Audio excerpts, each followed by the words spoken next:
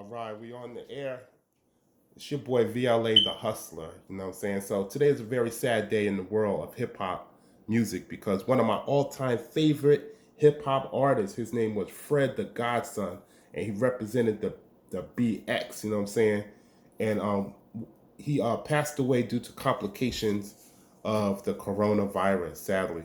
So um, he had posted photos of himself in the hospital about 2 weeks ago, and he was saying, I'm suffering from the coronavirus. I want everybody to stand behind me and help me get through this.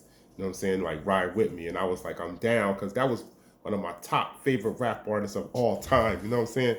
So where I heard of him the first time was like maybe like 9, 10 years ago.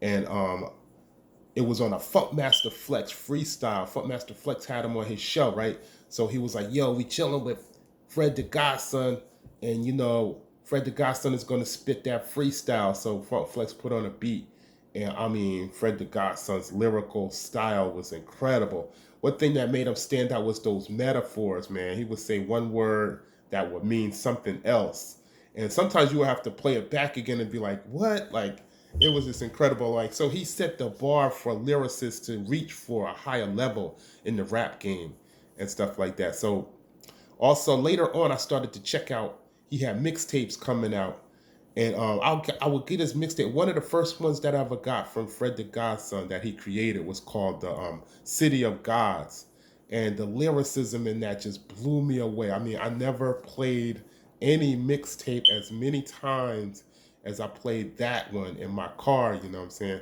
I played that mixtape so many times. It was just ridiculous. Then he came out with another CD called the Fat Boy Fresh and stuff, because he was like an overweight type of rapper. And even though he was at a very young age, he could have been about like, he had to be about 25 or 26 at the time when I first heard of him. And so what happened was he was explaining as he rapped his medical problems, which he had quite a few for a young age. Number one, he would talk about that he had high blood pressure at only 26 years old. Then he came out and was talking about another one of his songs. He mentioned that he had diabetes. And then another song he did, he mentioned that he had asthma.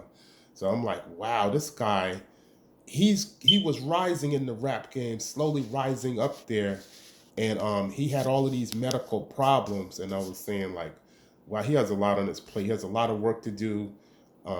As years went by, a lot of big name rappers would join in with him and collaborate with him. People started to recognize his talent.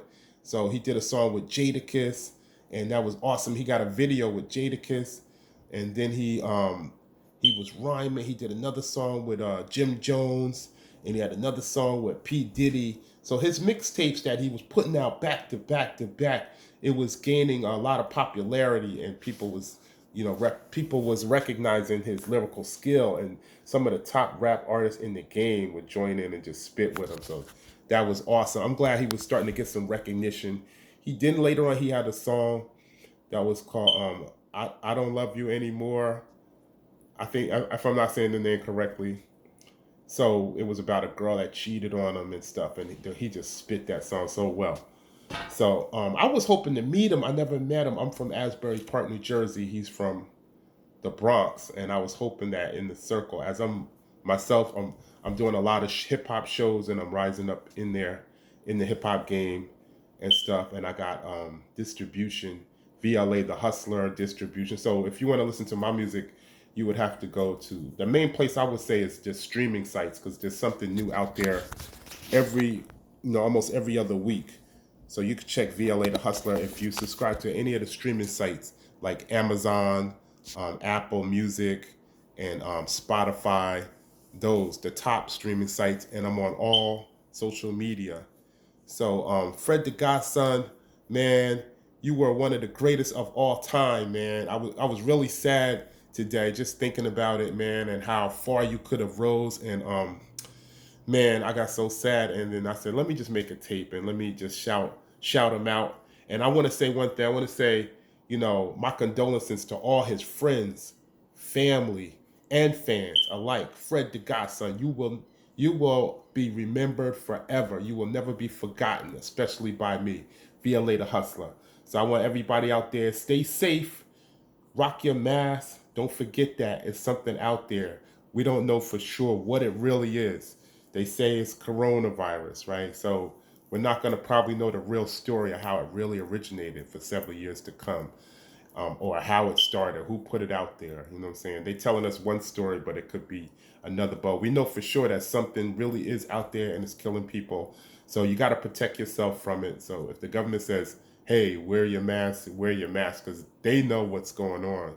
We don't, but we know that people are dying from this thing that's out there that the press calls the invisible enemy. So protect yourself, protect your family, rock your gloves, rock your mask, keep your immune system strong, keep your mind strong, keep your body strong, and stand up. Your boy V.L.A. the Hustler. I'm out. Condolences to everybody that was down with my boy, Fred the Godson. Peace.